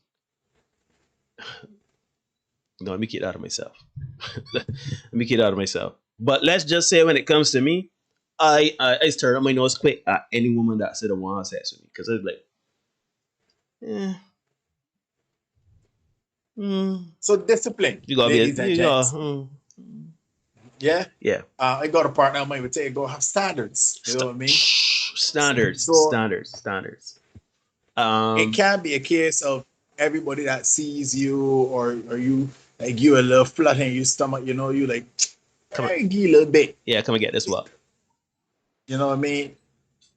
We gotta make better choices, right? Antisocial asks the questions, what do you learn about yourself from sleeping with a bunch of people? Are we talking sexually? Sexual appetites, perhaps? No. Likes and dislikes? No, let me answer this, Derek. So, antisocial, what you can learn about yourself from sleeping with a bunch of people is not necessarily... You got to understand, there are some people that when they're in that phase, they're not thinking about sex being sex, you know. They're thinking of the feeling. They're thinking about putting themselves in situations. They're thinking about trying different ways of attaining the sex. It's not necessarily just the actual act. You're learning about who you are as a person. Are you a person that, you know, are you a person that has patience for a particular personality trait? Do you have a desire to really shut down a part of your brain and do what you gotta do? Are you capable of compartmentalizing? Is this really something that rules you or doesn't rule you? So it's not as black and white as to say what you learn from a bunch of people, if it's sexually or sexual appetites or whatever. You can learn, I think you can learn a great deal about yourself, even if it is, because remember, we as human beings we learn from our successes, and we also learn especially from our failures, right? And you know, some people need to go through the gauntlet to see what they can learn. Now, I don't know about a whole year and 3 people a week. I don't know about 20 people at a time. I don't know what you can learn from that situation, because I still believe that you should be doing things in a controlled manner. I think control matter is with some semblance of discernment. So you can learn a lot. You can learn a lot from, because for some people it's not just about, oh, let me learn about this person and have sex with this person, see what they like, what they dislike, whatever. It's like, all right, look, let me see if I can just say whatever I can say. Let me try to same analogy that Derek made, right? I wanted to touch on this, but we moved on. Derek was talking about 10 years ago, he was playing the basketball. You know, he was playing basketball training, working outside of what basketball and practicing to get himself to a certain level of conditioning and skills so that he could play for the season, right? And, you know, think of life, think of a Heaux Phase being a very small component of that, right? Where, shoot, it could be, let me see if, because especially if you come with a breakup, you could say, let me see if I really just tired of women or men, or let me see if I could really think, let me see if I could just have no feelings attached. Let me see if I can measure my emotional responses to a person. I understand you can't see it, Derek can't see it as well. I just personally believe that in everything you can learn something. I think the thing to judge here is when you do all of this and at the end you don't come out as a better person, or you don't learn anything. You understand what I mean? And on top of that, expecting people to, because if you if that information is out there, or you are asked that information, or whether the person refuses to be with you because of that, then you can't expect or feel entitled that day, or you can stop talking to me because they slept with 150 people last year. Yeah. Yeah. Yeah.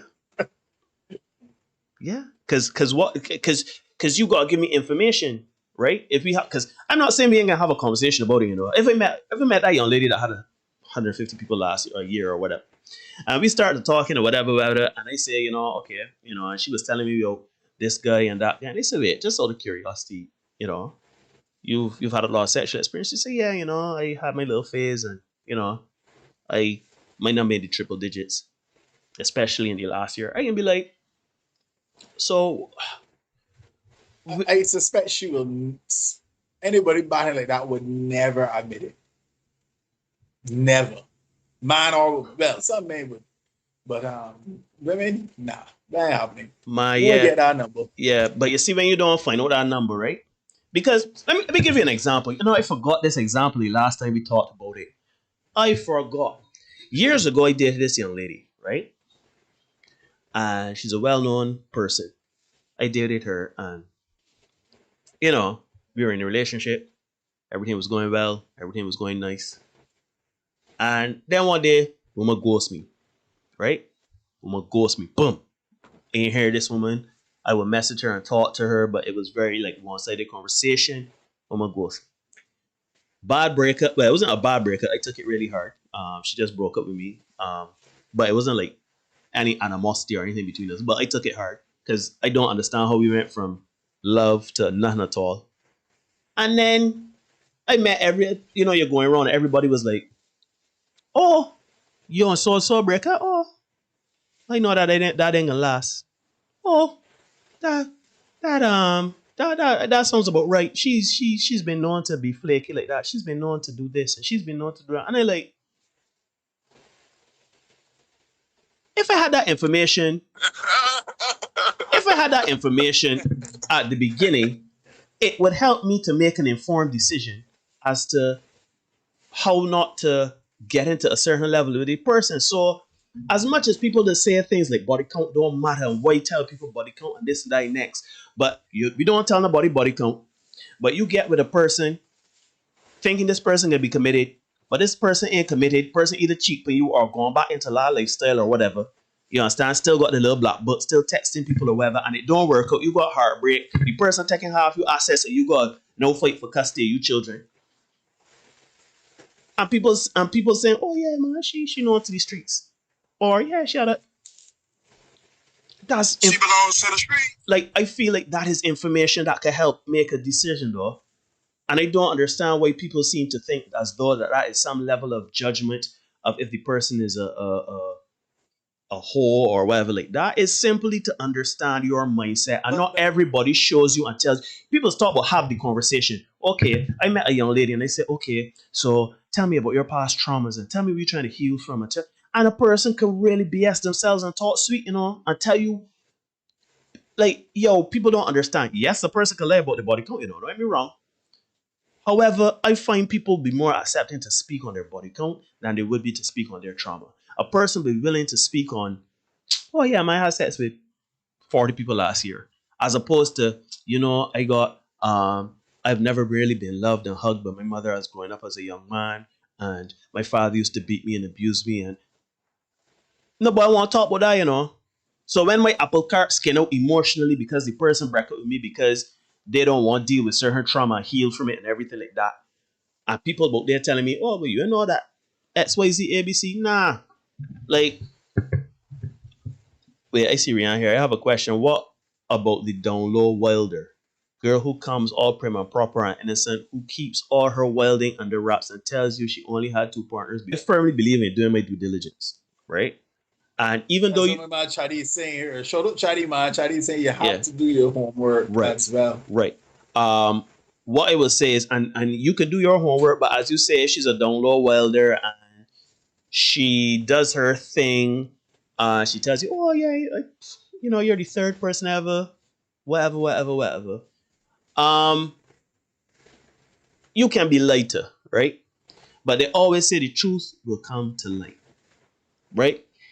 If this person is a person that don't know, this person is a person that, upstanding in the community, but really and truly, every other week she knocking from somebody else bare head to another person bare head, right? And she tell you, oh no, I've only had sex with 2 other people, and yes, I am a church girl, and this and that, and the next, the third, and you find out 5 years later that this person thing, it still comes down to wanting to know about the trauma you deal with. Because even though she may be lying to you, you can still ask, okay, this woman has only had sex with 2 people. She seems to be somebody that's willing to commit. You talk to her and you ask certain questions about trauma and certain things like that, and she still breaks up with you or whatever, leaves you, and you come to find out that she had, like, you, that is on her, because she lied to you like, she literally lied to you about who she was, being prim and proper, and also about her body count. So, like, you can be light to straight and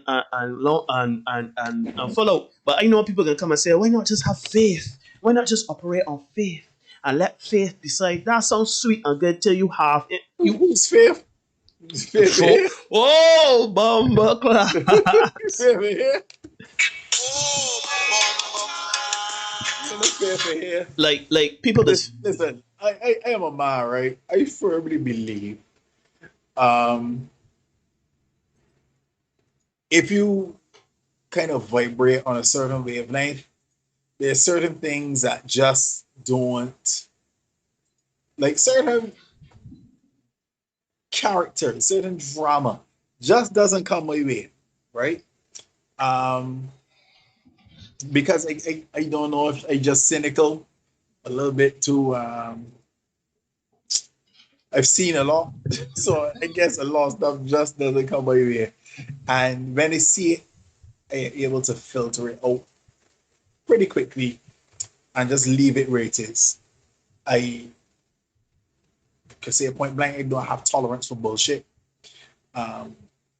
So because I went through some stuff pretty young, I had a very real understanding of female nature. Yes, it is a thing, female nature. And because I understand certain things, I am a little bit more pragmatic, a little bit more practical. The rose-colored glasses have been lifted. I see things a bit more clearly. Mm-hmm. And as such, I do not have a tolerance for bullshit. So, for example, I saw, I was in a situation one time with this chick. We started, like, in the initial stages, we were going out and all that. It didn't go particularly far because, much like your situation, it was a case where she just ghosted me, right? And it seemed like if everything was going along pretty all right. Just ghosted me. No problem. Come to find out now, she had a child, right? And I was like, okay. That actually happened to me on 2 separate occasions, by the way. So I found that interesting. So because of that situation, I was able to, or those situations that I would have been in prior to that, I was able to see certain things and understand. And because I'm a bit of a detective as well, and because I would have shared the stories with you privately, like, I legit like love the intrigue of the story. The story, like I love the storylines. Not me. And the machinations that go into it and stuff like that. And because I am not particularly emotional, I am more able to kind of see those things for what they are at face value and deal with them. So I had a particular situation one time. I was talking to this girl. This was very shortly after, actually, I hadn't been divorced, I was just separated. So ran into this chick, we talking, we cool, everything good. And she would come over, I would prepare a meal or whatever. Be a little bit of wine, she could drink some wine or whatever. It was cool, it was comfortable, everything was good. And she was younger than I was at the time as well. So point that out. And everything was cool. It seemed like, yeah, we going along good, everything good. And but I too knew that even though she was younger than I was at the time, she had more sexual partners than I did, right?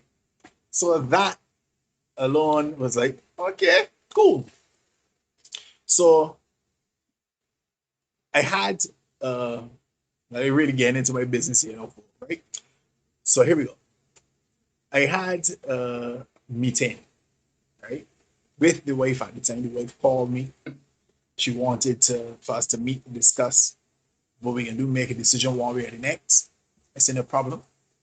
I was talking to this chick. I said to her, listen, I'm going to meet with the wife. We can make a determination. By that time, it was pretty much clear that everything was done. I said, I went, met with the wife, came back. It was fairly late. I said to her, look, we made the decision. We're going to move on with our lives. Everything's cool. It's a little late, so we can discuss this in the morning. I ain't necessarily in the best frame of mind right now. We could talk in the morning. I really appreciate it if I could hear you. Yeah, cool, everything good. The next morning, I get up, send out good morning text, show the people in chat. This is a long time ago, so this is before the grand and glorious rising, my Nubian queen and all that. This is before that. And I send the text, hey, good morning. Well, no response. No, I'm getting ready for work. Work starts with me at 8:30. So prior to 8:30, I send the first text. All the way going down the road, yes, I was driving and texting at the time. Sending messages, no response. All at work, sending messages, no response. About 10:30 is break time, and it clicks to me, her ex is back in the island. Oh, Bumbleclaw. And I stopped messaging. Please remember, I said to this lady, I wanted to have a discussion with you. And I wanted to share what was going through and whatever. Cool. And nothing. I heard this lady, remember break time is at 10:30. I heard her like 12 hours later. So 10:30 the night is when I heard. You know what I mean? So I was like, you know what? I went through the whole rigmarole. What went down? You went with the fella, yes. So even from that perspective, it was like, wow, it was actually right that, she went with the fella. She didn't have her phone. It wasn't all of that.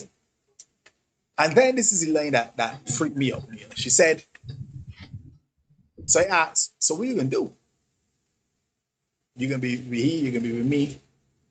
Because, at the time, I ain't really about this juggling thing. And she said to me, he asked who I was dealing with while he was not here. And in order for him to take me back, I had to give him your name.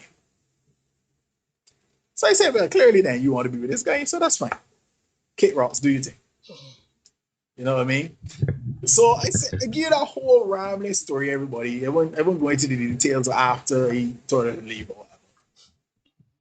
I understood from early because I was young. Then even 25 yet, I don't think, I'm 26. I was young. But from then I understood how people operate, how women operate. So I am able to look at things and see them. I don't get the drama. I don't deal with the drama. I don't like it. So when people bring certain things to me, it's like, nah, I just ain't dealing with it. And in an argument, anybody in an argument, being some of these people real cool, that particular girl, we not so cool. But let me ask you a question. Without outing your business, or was she and the master together? Yes. Wait, no, they're not. They're not. No. She moved on. She actually got married after. She moved on. But she and that man, no, they're not together. So yeah, whole rigmarole, all that story to give you to say, people can give you, they can lie to you, but you made a point. And I had next, I used to say, the truth will out. The facade always cracks. So to Riyadh's point now about this 5 years in and discover that there's a lie going on. Sometimes it's got to be patient. I think we need to be a little too fast, a little too quick to kind of bong in there.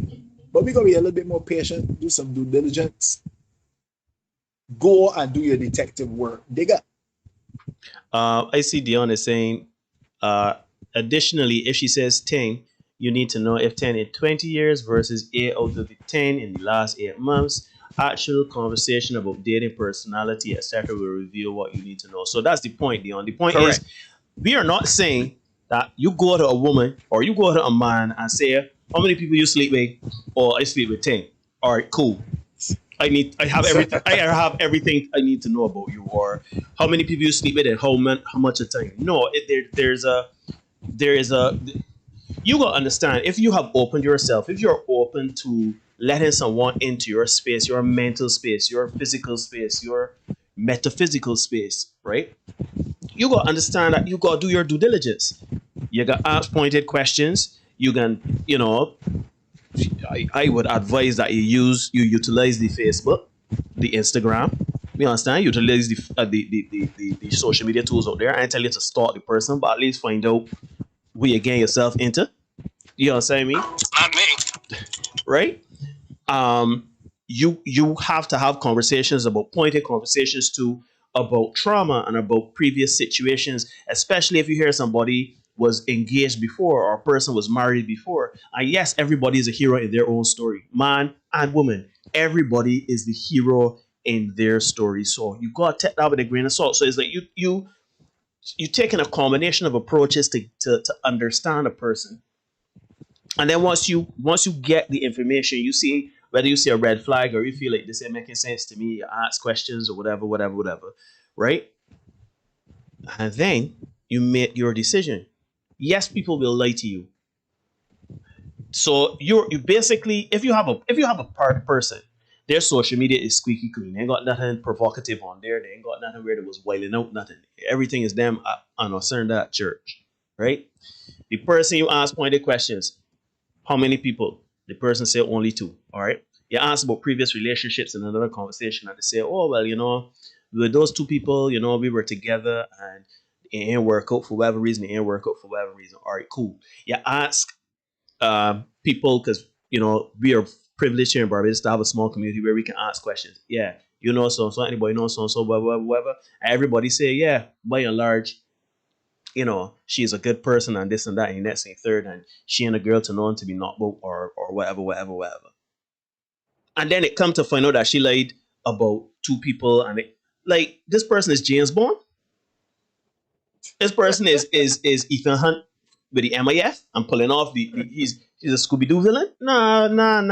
Like, you see, if you men and women, if you take the approach of asking pointed questions, doing your due diligence on social media, asking your friends and family about a potential person or whatever, like, you can get to the truth one way or the other. Because I don't know how somebody could lie about the body count and then lie about who they are. Being proper versus out there, you ask around about her or him and they tell you, this person is a good person, this and that and that. And then you come to find out that the person really was the skeletor of the plot whole time. And you all of a sudden feel like, this person lied to me and this and that and that. Who this person is, but you had mega mind on your plate. You had the normal relationship. So yeah, body count. I think there is a school of thought. I wish we lived in a world where body count didn't matter. I wish we lived in a space where STDs, STIs, pregnancies, and ex-boyfriends, ex-girlfriends, and toxic behavior within the person didn't exist. But you know what? It does.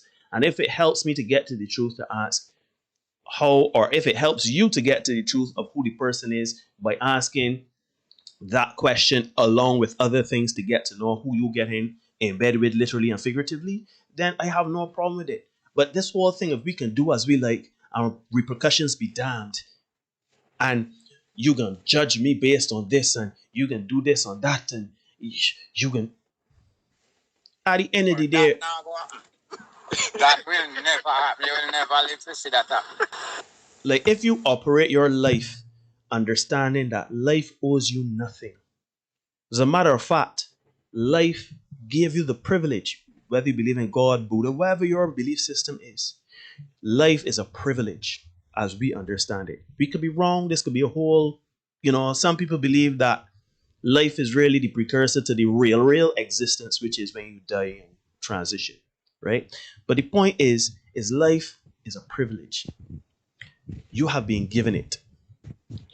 That is all it owes you. It does not owe you anything else. Some people are born in situations where they don't have the privilege that we have, right? Life doesn't owe you anything. It'd be nice if somebody would come and help you do something if you're in a bad situation. It'd be nice if people would be honorable and be truthful and have your best intent as you have theirs and respect you and see both of you on the same footing and there be a respect thing. But it does not work like that. People do you wrong, and yes, you gotta be like, yeah, boy, that person did me wrong. But you know what? That is just what life is. And before people come for me and start talking about the extremes, like the RAPE and the MURDER and stuff that happens to little children and all of that there, right? Before when it comes for me, I ain't talking about them things. We're not talking about basic human rights. No. Because clearly we have come to understand respect is not a basic human right. People ain't got to respect you. Just do not harm you. It's all physically don't harm. But we don't put into thought of the emotional, the metaphysical part of it. Just physically don't harm the people. That's the basic human right. But all the rest is up for grabs.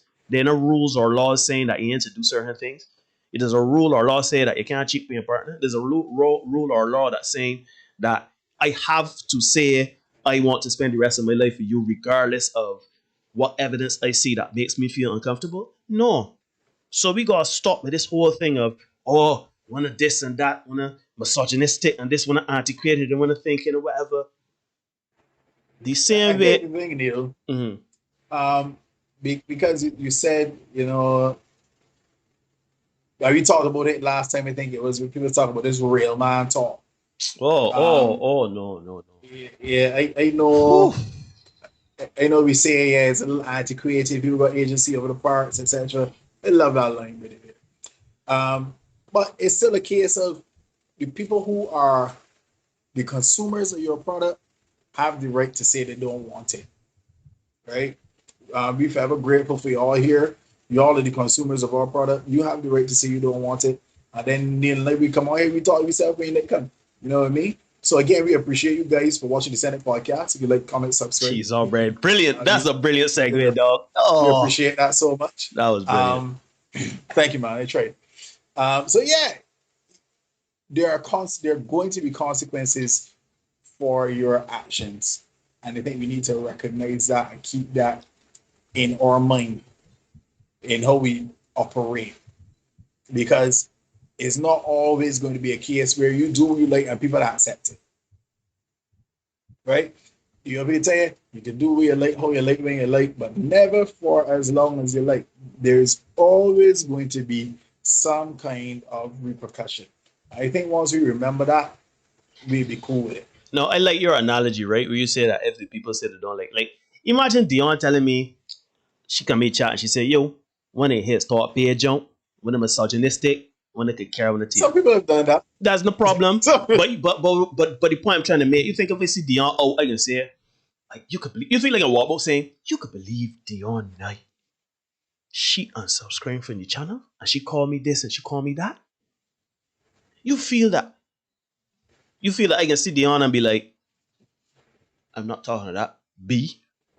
Like, we got to understand, and yes, I understand the different contexts because one is emotional, especially when we're talking about partners and somebody rejecting you and stuff like that. I understand. If you get close to somebody and the person rejects you and it hurts. It hurts. It hurts. It hurts. But you know what? I have come to learn that that person is well within the... Shoot. Grow up here. It really... People don't owe you nothing. People don't owe you nothing. So the same way people got unsubscribe from this channel and me and Derek could come and have a very public, personal Skype meeting. It's the same way that a person can lie to you, tell you the truth, hide certain things from you. Essentially, that's what people do when they come together, Derek. You know that when you meet a nice young lady, right? Or meet the representative. You meet the representative. Chris Rock. You shoot. I've heard married people come in this same chat and say that the first 2 years to 5 years don't count, don't matter whether in a marriage, in a relationship. Because depending on how you going through the phases of the relationship, it don't matter. Because conceiving and can live is two different things. So you could be with somebody for 2 years, and then you live with them and realize you a different kettle of fish, yeah. And then you get married, because some people change up marriage, another kettle of fish. So to me, you have to understand that nobody owes you a thing. You owe nobody a thing. You just got respect. To me, is a mutual respect thing. Respect me, I respect you. Do unto others and all of that there. But I still have to I have to still get to the meat of the matter. Who I let in my space mentally, physically, and emotionally. Who am I getting myself involved with? You could tell me anything that you like. As a matter of fact, I remember a woman tell me, what's your woman tell me? I would never leave you. I would never hurt you. I would never do this like that. I said, sweetheart, no offense, right? But better woman than you have told me that too. And where are they? Fun and games. And where are they? So until I get to what you're trying to get to understand what you're trying to understand, you could talk and think. If you choose not to answer how many people you sleep with, that is your person. That is you. You don't owe me that. That is your right. Right? If I say, okay, that don't work, and I get to some other recourse to realize that you are not the person that you say you are, then so be it. I am not saying that these things matter or don't matter. I am just saying that to flat out say that a whole phase is something that everybody should do and a person should do whatever they want, but still be entitled to the opportunities and the access to certain things. Or certain people, it doesn't work like that. Can you sleep with 150 people in a year and still find love and get married? Of course. Of course. We are not saying not. However, if every man you go to say, nah, this ain't gonna work for me, then who you vex at? So ladies and gentlemen, let us understand the salient point here. I mean, yes, we kind of take these broad overarching topics and we're trying to get to the meat and matter of certain things to understand. As Derek say, we don't make the rules. We're just trying to show you what the score is, right? Understand, full stop. People are our own. We are our own worst enemies. People are not nice people, right? Man, woman, whatever you identify as, we are not good people to ourselves. Once we understand that, and we understand that basic principle that nobody owes us anything, we all don't want anything but mutual respect and understanding to not be harmed. Once we understand that, when somebody violates that basic principle, then they could go along. So don't let us get into this thing of we wrap this into the body count thing and the whole phase to show you that your actions matter. Your decisions matter. When you have done something, consequences. Once you have done something to merit praise and justification and validity, you stand up in it and you welcome the adulation.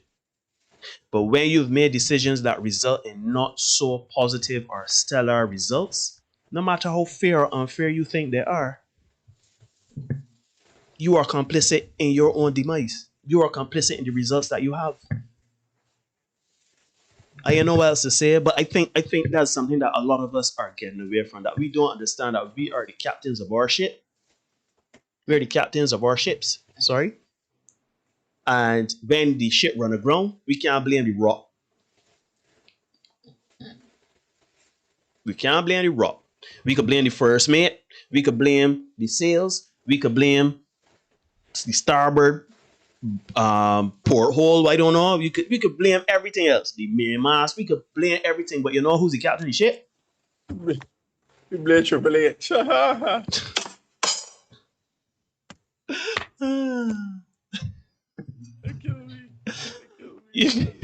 You can blame anybody you want, but at the end of the day, you are responsible for yourself. So if you get a heart attack and you land in the hospital with ventilation tubes down your nose and think it's a child boy, I can't believe Shafet is selling me hamburgers for the last 20 years. I think we should cancel Shafet. Yes, there's a problem with fast food restaurants and the access they have to certain things and the mass marketing of certain things and soft drinks and stuff. But you ain't gotta buy them and eat them and consume them though. Which comes back to the point Derek made about discipline. Everybody want to be fit and look good and slim and trim and got muscles and got a flat tummy and thing, right? But are you disciplined enough to go? Dion, thanks for joining us. You out. Enjoy your night. Be safe. We closing out now anyhow though, cause I know Derek. One more you got to. Man, we at that kind of time. One more time, guys. Thank you so much for tuning in. It's the Senate Podcast here on YouTube. Check us out on Facebook, the Senate Podcast. On YouTube here, the Senate Podcast. Senate in session at gmail.com. You can send all your emails and stuff like that there. I think somebody told me to send something today. The Senate Podcast 246 on IG. Yeah. Send all your stuff. We don't make the rules. We just make sure you know what they are. Be the best version of you for you. And we will see you guys on Thursday when we talk about the whole secrets. Yeah, I love it. I love it. Peace and love, everybody. Oh.